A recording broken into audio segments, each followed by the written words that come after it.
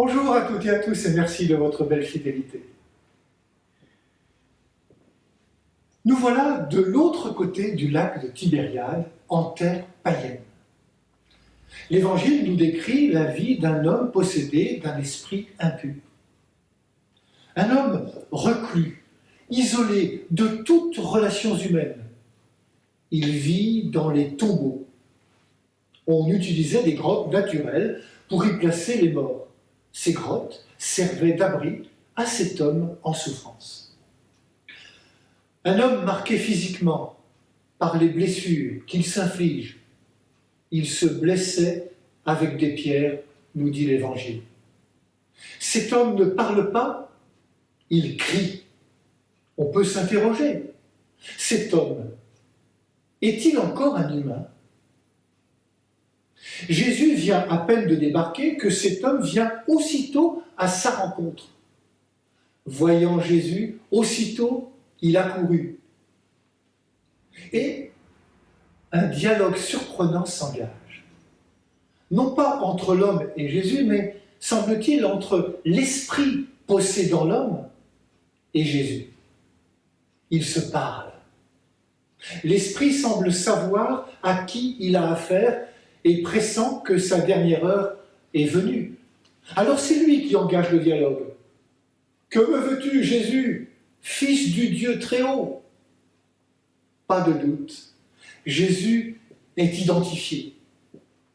Jésus lui demande son nom. D'après les exorcistes de l'époque, la connaissance du nom d'un démon conférait un pouvoir sur lui. En forçant l'esprit à se nommer, Jésus prend le pouvoir. Et le signe de la domination de Jésus, c'est la supplication de l'esprit impur. Et il suppliait Jésus avec insistance de ne pas les chasser en dehors du pays. « Envoie-nous vers les ports, et nous entrerons en eux. »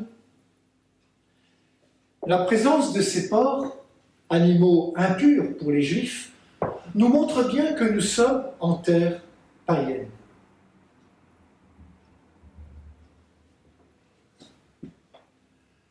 La chute des porcs dans la mer signifie la victoire, la fin du pouvoir de l'esprit impur, non seulement sur l'homme qui en était possédé, mais pour cette terre païenne que Jésus a décidé de rejoindre. Jésus montre ainsi que Dieu veut rejoindre tous les peuples, que le salut, la vie dont il est la source, n'a aucune frontière. Vous vous souvenez qu'au commencement de la méditation, on s'interrogeait pour savoir si l'homme possédé était encore un humain. Eh bien, la fin de l'Évangile nous apporte une réponse. Regardons-le, cet homme. Regardons-le s'approcher de Jésus.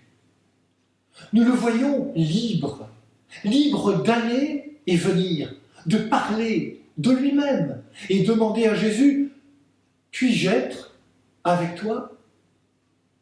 Être avec Jésus, c'est, dans le langage de la Bible, être son disciple.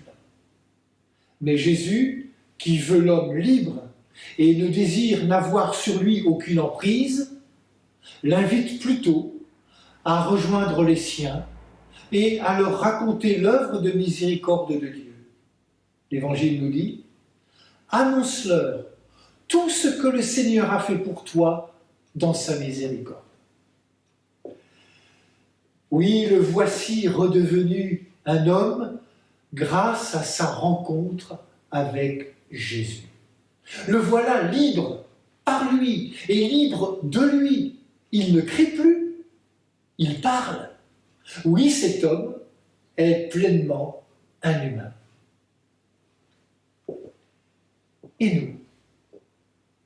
Ne sommes-nous pas invités à témoigner autour de nous de la manière dont Jésus nous rend à notre humanité et désire que toute personne humaine ait accès à une vie libre et digne? À chacun de s'interroger. Je vous souhaite une bonne fin de journée et surtout, prenez bien soin de vous et des autres.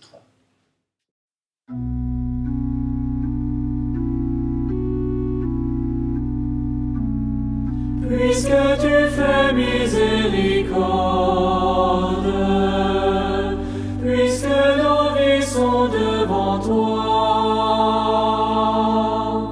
puisque tu as versé ton sang pour nous, Seigneur Jésus, pardonne-nous.